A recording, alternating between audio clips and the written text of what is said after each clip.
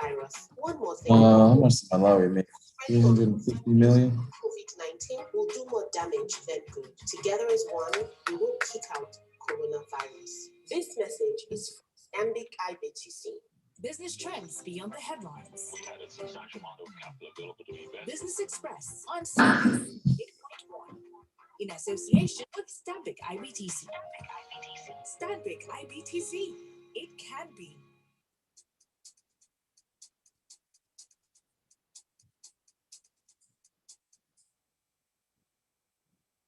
Smooth 98.1, love music, love life. I am Ayo Mairo-Ese, and you are welcome to today's edition of Business Express 981. It's Thursday, 13th May 2021, and I have Rotus with me. Good morning, Rotus. How are you today? Good morning, Ayo. Fine, thank you. Great to be here. Hope you and Lagos and beyond are all doing well. It's a beautiful morning. It is a beautiful morning, and Ramadan Mubarak to all our Muslim listeners. Today on the show, we're going to be reviewing Nigeria's Q1 company income tax, and also a few other stories in the business world as time permits. And this is how you can be a part of the conversation. We are streaming live on YouTube, so you can go on there, and that's youtube.com/smooth981FM Lagos. You should subscribe to our channel so you can see whenever we go. Yeah, whenever we go live, subscribe. We have great content on there, and then if you miss any, most of your favorite belts, you could actually watch again. And then you can send us a WhatsApp message 0809 444 0981 or tweet at us at smooth981FM. Use the hashtag Business Express 981. Let's go today's show. So let's review Nigeria's Q1 company income tax, Rotus.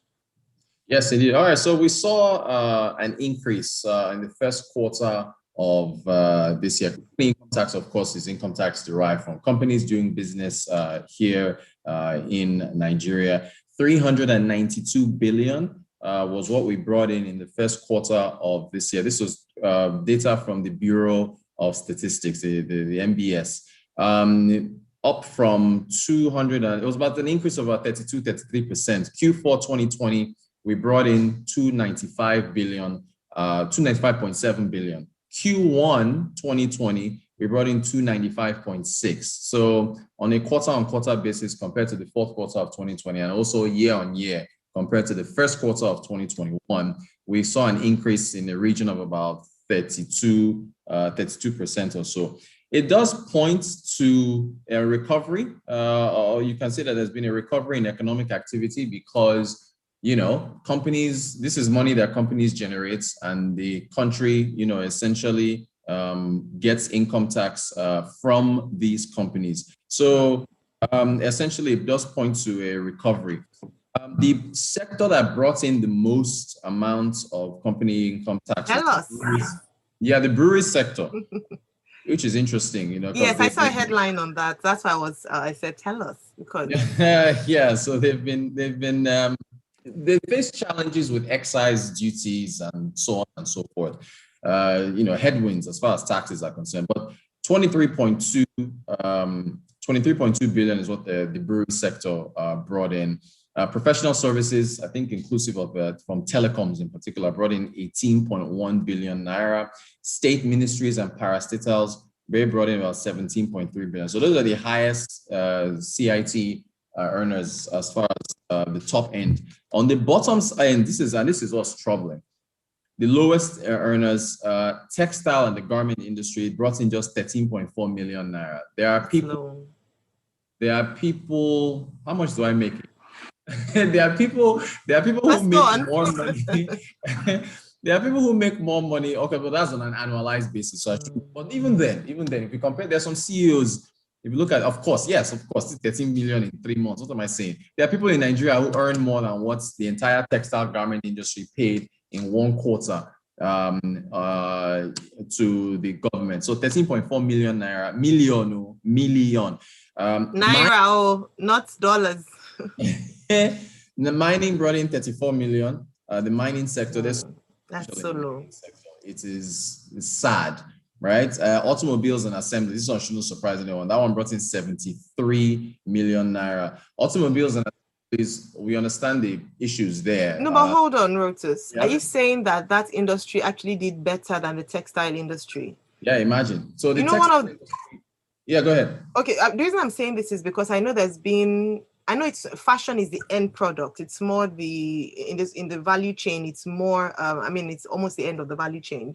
But if you look at big organizations like the notable bank that who do fashion week, fashion shows, should that in any way contribute to what the textile industry is giving in terms of taxes? Bear in mind that we are hoping to promote made in Nigeria goods. If you're sourcing your fabric or your textile, is it that the demand is more than the supply? Is that what the challenge is, or that people are just not patronizing? Because fashion has grown recently in Nigeria. You make an excellent point.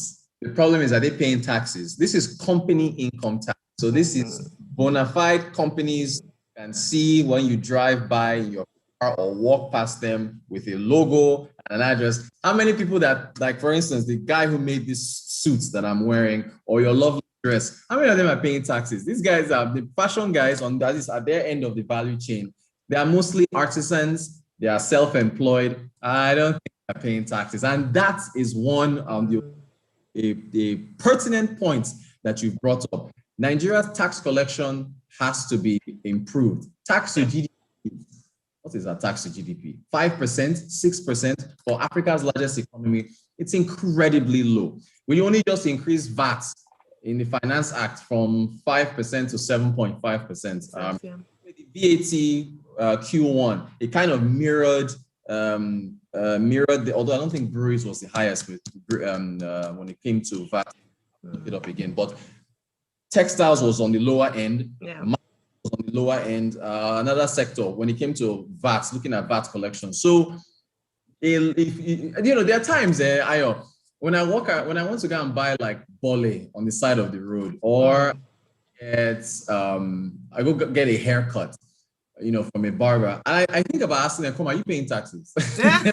Rotus, can I guess what I tell you? What is the government doing for me? Because that's what and I think, like you mentioned, educating the citizens, also seeing a value for their taxes would also inspire people, hopefully, to want to pay taxes. And I'm not even trying to be, to politicize it or anything. It's just that if they can see, the way it was when Lagos State was on the tax drive and they were putting your taxes working signs, or this is what your tax is doing, just educating people.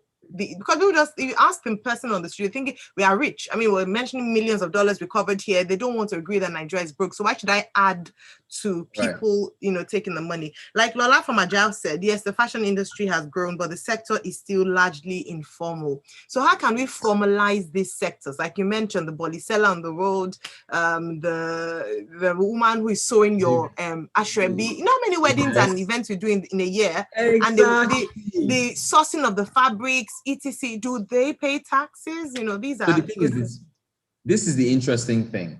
The people who are in the markets that sell the fabric, I just I haven't bought curtains in a while, but I had to go do curtain shopping, right? And I got help with that. I didn't know what I was doing. But the market, I think, was it Teju Osho? I think it was Teju Osho. Teju Osho market is popular for fabrics. The area boys and all these those guys are excellent tax collectors. So if you have a market stall in some of these areas, the people who the problem is that the collection embarrasses federal government, right? Because they are able to tax the informal economy. However, that money doesn't make it.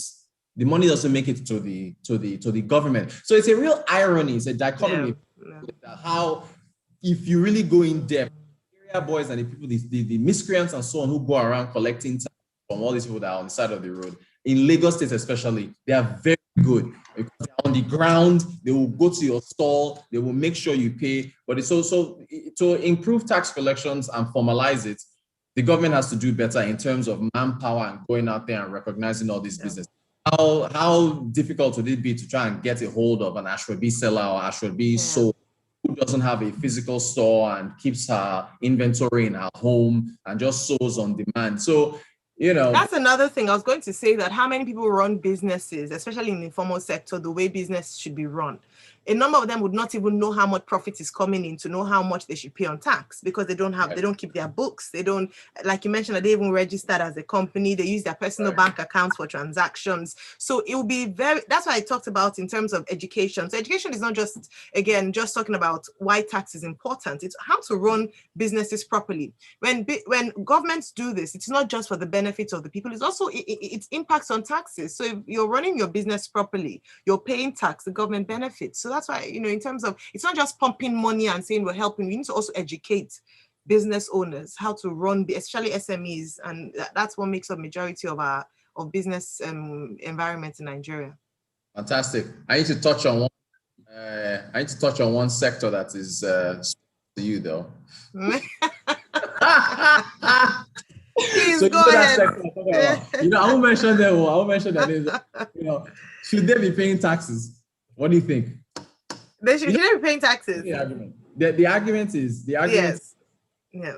The tithes. Okay, I've said tithes. So people, you can't, and I've argued this before. The thing is that, and somebody has rebutted the argument, saying, Rotus, you can't ask the organization or non-government organization that I'm paying tithes to pay taxes, because my tithe is coming from income that has already been taxed. I've been taxed, yes. Right. So if I go and tell them to it's double taxation, but I'm like, hey, wait a minute. Yes, you have a point. It can technically amount to double taxation. However, you are counting only your end. That's your income that's being brought in. To the organization where your tithes are being paid to, that is income that is coming in for them. So everybody's deriving income from. No, but okay, Rotus, let me answer that question with some questions. Okay, so let me even do one on you. In the UK, for instance, the Charities Commission, the charities sector in the UK is very well regulated. And so beyond even not taxing charities, there's something called gift aid, which is that for every pound you give, you get back the charity. If you take that, your UK taxpayer gets back a certain amount on that, because they recognize the fact that these people they're set up for social good, and because they have a commission that regulates that sector well, it means that they are doing what they are supposed to be doing. Now, there's sometimes a business arm of a charity for social enterprises, for instance. Now, that business arm can be taxed. However, the arm that's just responsible for giving back, running the center, doing good to people shouldn't be taxed. In fact, they're even giving money based on people's taxes. So if the religious organization, like you're avoiding to mention, is running a school for profit purposes, is doing business, then that arm of business should be registered with the CAC as a business, even though it comes under and then if they're making profit, they should be taxed. But if people like me, out of my hard-earned money that I have been taxed on, decide to freely give to an institution that I believe I'm gaining from, then don't tax them. So I hope that convinces you and not confuses you. That is you have made an excellent point. Excellent point you've made there, especially with the UK example, and I completely agree with you. But the thing is, regulation is an issue. Yes, it is. There are more religious organizations in Nigeria than hospitals. There are more religious organizations in Nigeria than police stations, and some of them are informal as well. If I go there and say, are they really the money they are taking? Are they using it for social good and so on? Because of the number, and we're almost out of time, but because of the numbers are so great, I think I know it's a touchy issue. I know the government. It is. I think something that has to be looked into. Yes, I think regulation is very key. If it's well regulated, you know what the money is being used. So if you go to the charity site, you can see everything your charity spent money on in the last year, and you can probe it. But here we don't have such things. All right, Tina says, morning Rotus, please, what exactly is the government doing for us with all these taxes?